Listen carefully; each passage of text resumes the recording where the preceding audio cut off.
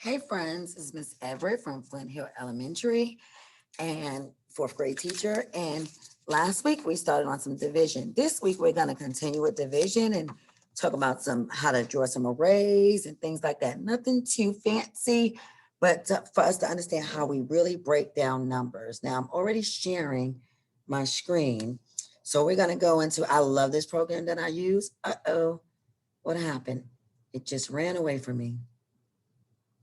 And so last week we talked about dividends and divisors and we did some problems together, right?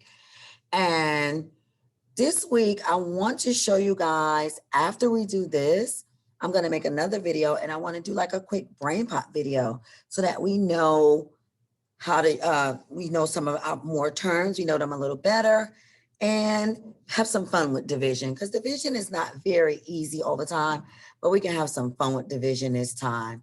So this time we're doing something called, Miss Everett lost it. I had it all together. All that remains. So let's start.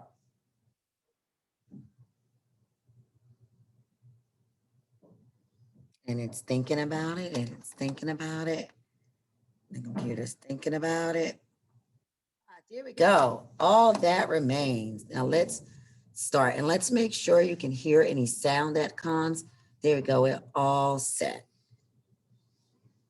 What's up, mathlete? Is your brain ready for a workout? Then let's warm up. All right. We're going to warm up with this. It's asking us to build an array that shows 6 divided by 3. Now, when we build an array, it is these dots. And so I am going to do 6 divided by 3. So I have 3 there, and then I have 3 there. When I look at that, I know that already equals 6, so I shouldn't need any more dots. Let's see what he says. Absolutely. And that's an array, not to be confused with a tape diagram, which sometimes we mix them up, but this is an array. Now we're going to build an array with a remainder. So the array we're going to build is 7 divided by 3. Watch this. I need to divide 7 by 3s. So I'm going to have 1, 2, 3. Okay. Haven't reached 7 yet. 1, 2, 3. I haven't reached 7 yet. And then I have 1, but I can't put 3. So what I got left over? Think. How many do I have left over? Looks like a 1 to me. All right. Now our quotient is the answer we get, which we were able to divide 7 by 3 into 2 groups. Those are the 2 groups that we were able to do it with a remainder of 1. Uh-oh, not 21. We need to put our remainder here of 1. We're learning, guys. We're doing it. Okay, next. We're going to try another one. We're going to draw an array that shows 10 divided by 2. So we're taking 10 and divided it into 2, into groups of 2.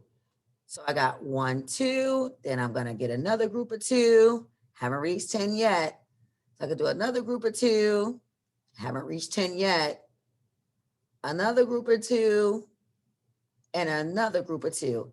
And I'm going to count to make sure I have 10 here. 1, 2, 3, 4, 5, 6, 7, 8, 9, 10. Now, it told me that I had 10 divided by 2, and I drew it in an array. How many groups of 2 did I have? 1, 2, 3, 4, 5. We're getting there. Okay. Now let's draw an area model that matches our array. So our array is what? Is 2. Both of those have 2 with 1, 2, 3, 4, 5 groups. Which one matches our group? I'm going to go with this one. Let's see what he says. Excellent. Absolutely correct.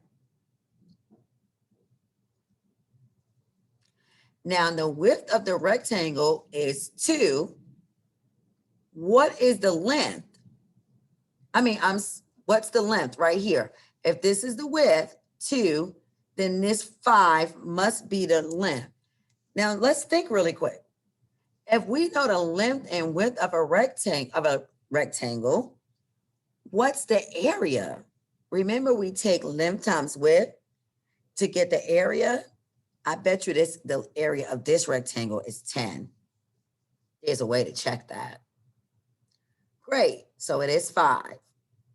Now, what is the quotient of 10 divided by 2? Remember, the quotient is the answer of a division problem.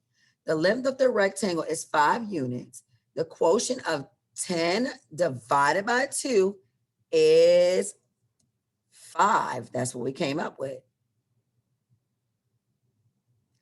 Does the length of the rectangle represent the quotient of 10 divided by 2? Okay, the length of the rectangle is 5 units.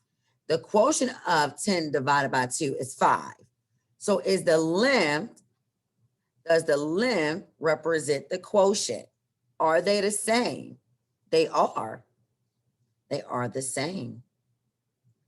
I think we're getting it. Okay, how can we use division to find a missing side length by finding the blank of the area divided by the known side length? Ooh. What do we think? What operation are we doing? If we had a product, we would be doing multiplication. If we had sum, we would be doing addition. Well, quotient is division, and there's a big clue in here that says divided. So we would need to do the quotient. This is excellent, guys. Okay, now we are going to try this last one. Draw an area model that shows 24 divided by 4. Now that means we're putting in groups of 4. 1, 2, 3, 4. We got to keep going. 1, 2, 3, 4. Remember, all my dots need to be 24. 1, 2, 3, 4. Uh-oh, no dot there. 4. 1, 2, 3, 4. I haven't reached there yet. 1, 2, 3, 4. And this is my array. All of these must equal 24. Let's check. 1, 2, 3, 4, 5. 6, 7, 8, 9, 10, 11, 12, 13, 14, 15, 16, 17, 18, 19, 20. Is that 24? Nope. I need to add another group. 1, 2, 3, 4. And now that's 24. And that's my model. Let's see if that's correct. Look at that. Perfect. Okay, which area model matches my array? So I have 4. So we know it can't be that one because I have 4. And I have 1, 2, 3, 4, 5, 6.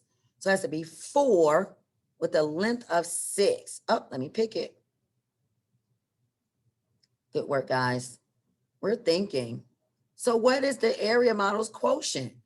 My quotient is what? 24 divided by 4 is, that would be my answer right here, 6. And guess what, guys? I don't have a leftover. There were no leftovers. There were no remainders. Look at that. Good work. Okay, friends, we're getting to where you're going to have to do some problems.